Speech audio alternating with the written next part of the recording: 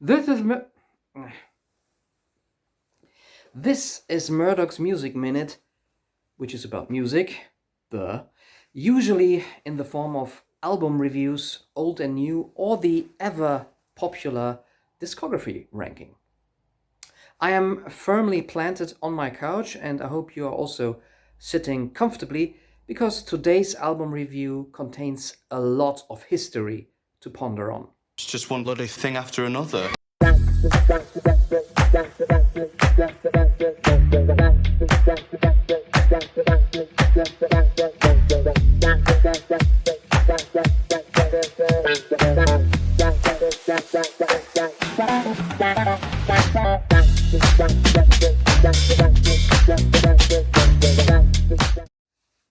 Let's start with the history of the artist, Mr.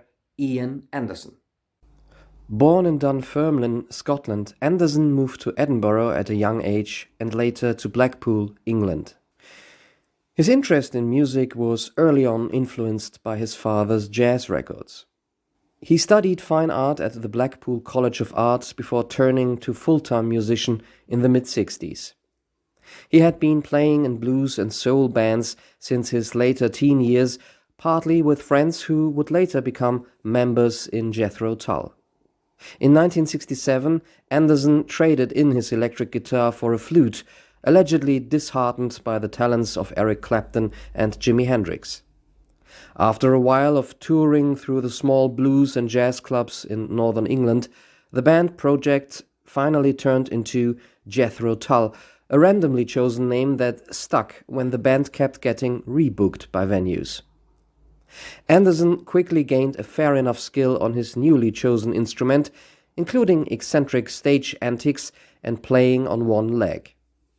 Paired with increasingly unusual and proggy songwriting, Jethro Tull soon emerged from the British blues rock scene to become one of the most unique bands of the 70s, blending hard rock, folk and progressive rock into a highly complex individual style.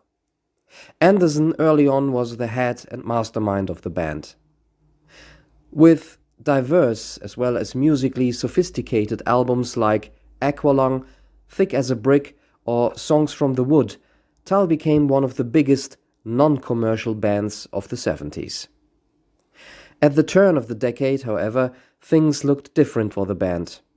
Taking a break after the sudden death of bass player John Glasscock, though other versions have it that Anderson actually sacked the Tull lineup, Anderson developed plans for a solo album already in 1980, but was convinced by the record label to instead release another album under the name of Jethro Tull, with mostly a new lineup. And while the main band went on to release albums with changing personnel to a devoted fan base throughout the 80s and 90s, Anderson's first solo output came in 1983. It was a deliberate departure from what listeners would have expected on a Jethro Tull album and gave Anderson free space to experiment with modern technology and sounds of the 80s, collaborating with young keyboardist Peter John Vettese. But new wave and art rock soon also seeped into the sound of Jethro Tull. Ian Anderson's next solo release would take until 1995, again as a possibility to release music that wasn't meant to be played in the context of a band. Divinities, 12 Dances with God, was an instrumental album focusing on Anderson's bamboo flute playing and orchestral arrangements. His next two solo albums, The Secret Language of Birds from 2000 and Rupee's Dance from 2003, were song-based acoustic affairs and thus probably came closest to what fans expected from an Ian Anderson solo project. Around that time, activities of Jethro Tull came more and more to a halt, with Anderson showing no intentions to keep the band going, and by 2010, also with the split with the last longtime member, guitarist Martin Barr, Anderson declared the end of the band for good. His solo activities very much were frequent touring of solo and Tull material with a backup band, and in 2012 he surprised the fans with Return to proggier sounds and to a much beloved Jethro Tull album. Thick as a Brick 2, Whatever Happened to Gerald Bostock, was announced as an unexpected sequel to the critically acclaimed Thick as a Brick from 1972 and was officially released under the name of Jethro Tull's Ian Anderson. The concept album harkened back to Tull's more complex sound, but presented in a more subdued manner by an audibly aging Ian Anderson. This project, and Look at the Past, seemed to have rekindled Anderson's interest in longer, progressive formats because his next album already followed in 2014 and turned out even more prog rock. Yes, and it even comes with a title in Latin. What can be more prog than that? On the cover, we supposedly see a wandering human, which is what the title translates as, and there is something end-time-like about the atmosphere of the cover. Yet we move way back in time at the beginning of this album, namely to the year 7000 BCE. Why, you may be wondering, and what exactly is the concept here? Well, thankfully that's where Ian Anderson's whimsical humor comes into play. The backstory goes that once more the now older, fictitious Gerald Bostock, the disturbed child prodigy behind the lyrics of Thick as a Brick, provided the lyrics for this album based on an old manuscript from an amateur historian called Ernest T. Parrott, who not only wrote chronicles about early British civilization, but also provided prophecies about the future of Britain after he fell from his horse or had suffered a rush of malaria. That is the stuff that quirky, top-heavy neo-prog rock albums are made of. Accordingly, the tracks on this album are subsumed or divided into three main sections. And so it is, we begin in the swamps of ancient history, in the Doggerlands, under tough conditions among the first settlers on the British Isles. Hard rock guitars, Anderson's restless flute, and a droning Hammond organ take turns with more Baroque passages with acoustic guitar and a harpsichord keyboard sound on this relatively powerful opening track. All across the Doggerland, all across before the tides, across war and elven world, take the highlands near and wide. Strike with rock and flint and bone for all a trail and hoof. And here we already get all the elements that constitute Anderson's idea of progressive rock. Hard rock sounds, Baroque and Renaissance elements, folk, and above average vocabulary in the lyrics. Doggerlands is one of the heavier entries on the album, with a very 1990s sounding hard rock guitar that provides a solid wall for Anderson's flute and even gets unleashed for a louder solo from Florian Opale. Heavy Metals, contradicting its title, is a cheerful, short acoustic number including hum-hum background vocals, transporting the listener to a happy settlement during the Iron Age. This brief acoustic tune is closest to the material on Anderson's previous acoustic albums. Enter the Uninvited returns to a harder rock sound with a marching rhythm at the beginning. There are some nice keyboard parts, and despite Anderson's talk singing, which he increasingly used due to vocal and lung issues, there is something catchy about this song. It looks at the various influences and intruders from the outside that shaped Britain's culture, from the Vikings to the Romans, the Normans and Saxons, up to the more commercial intruders of modern times in the shape of American fast food, pop culture, and finally the World Wide Web. At one point in the song, Anderson even name-checks Officer Rick from the Walking Dead series, who, coincidentally, was played by his son-in-law.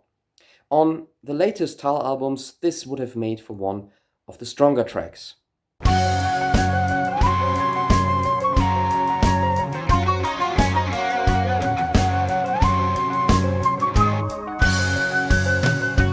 Anglo-Saxons, Danes and Normans, on the whole a curve of learning. Pure Ferox Adventis specifically deals with one of the most essential outside influences in history, the advent of Christianity in Britain.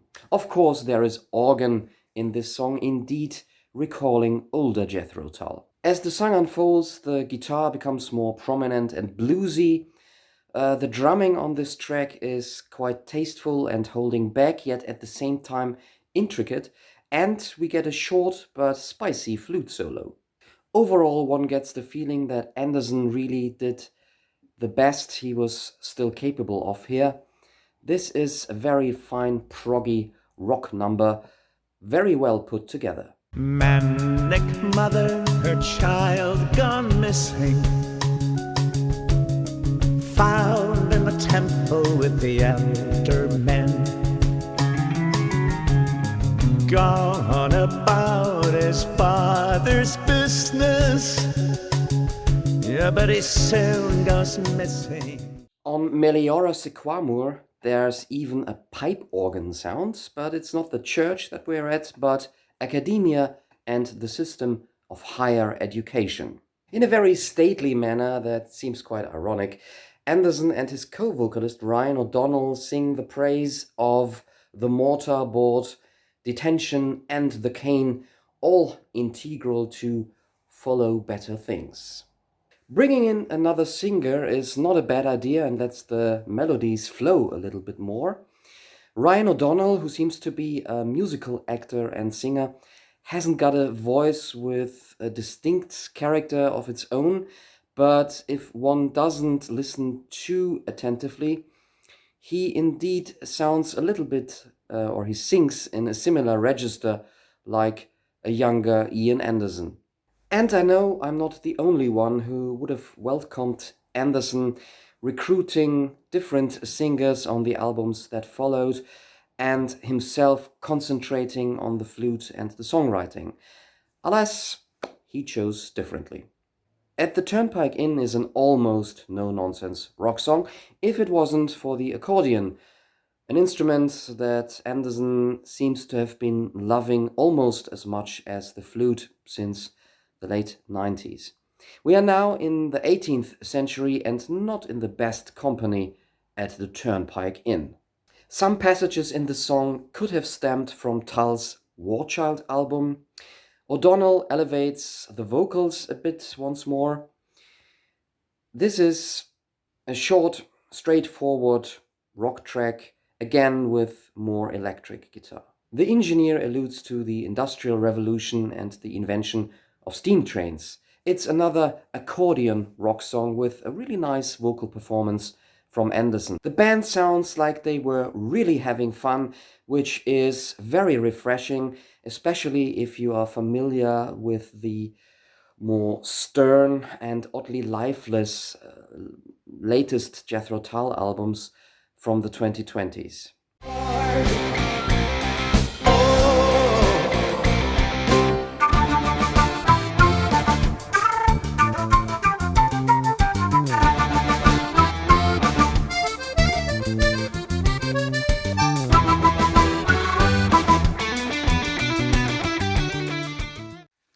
Pax Britannica ends the Chronicles section of the album. It's got something of a giddy folk ditty about it, especially the chorus. Britain is in full colonial bloom, and the tune is almost jaunty and light-hearted musically. It's prog rock for the pub. Keeping in mind that Ernest Parrot's manuscript was from the late 19th or early 20th century, the next historic events were mere prophecies for him.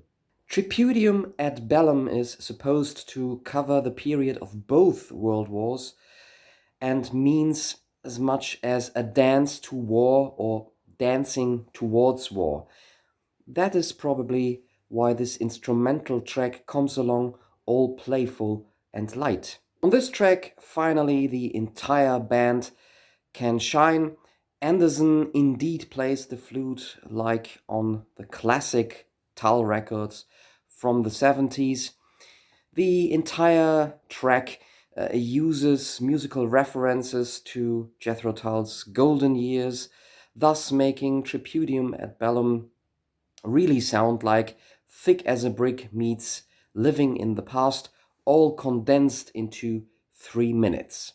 This nostalgia was something that Anderson had always consciously avoided until Thick as a Brick 2, but now he dives headlong into self-references, which is understandable on an album that deals with the past and history.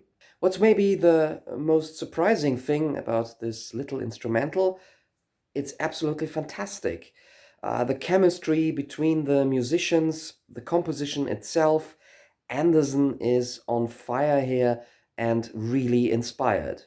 There are different dynamics throughout the track, tight breaks, and on the whole, a lot is happening all of the time.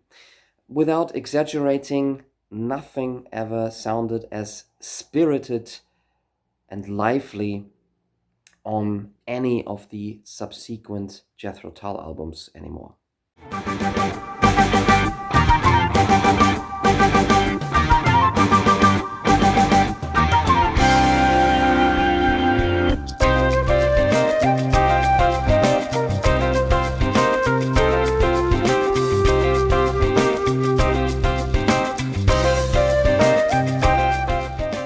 After These Wars is more a kind of ballad. It's got a glamorous piano accompaniment and works very well as a come down after the agitated Tripudium ad bellum.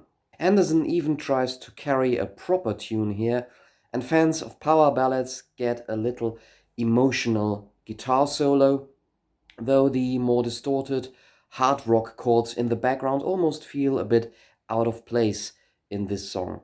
It is a good song for its subject matter and for what it wants to be, though not one that moves me personally that much.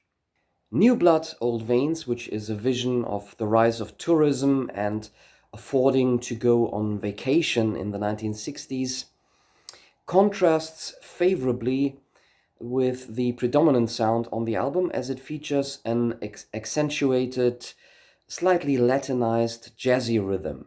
It's maybe not the deepest track, but a fun diversion, just like a little vacation trip. It does the album good, and here it's worthwhile to listen to the bass guitar a bit more. New blood, old veins, kids can't wait to be gone. Next door, jealous neighbors peeping through the curtains drawn. Half-timbered Morris traveller, pop the luggage in the back. On the ferry, getting merry, bending over Hilda's crack. The final part of Homo Erraticus begins with the short acoustic interlude In for a Pound, which reprises the tune of Heavy Metals. It's one of Anderson's typical acoustic miniatures. It clears the stage for the final 3 tracks. The browning of the green is the vision for 2014, so the present of the album's release. Here we get an ecological message about overpopulation in a mid-tempo prog rock song with quirky keyboard sounds and a more forceful band. The next track, Per Erationis ad Astra, is a spoken word meditation of us human beings trying to conquer space.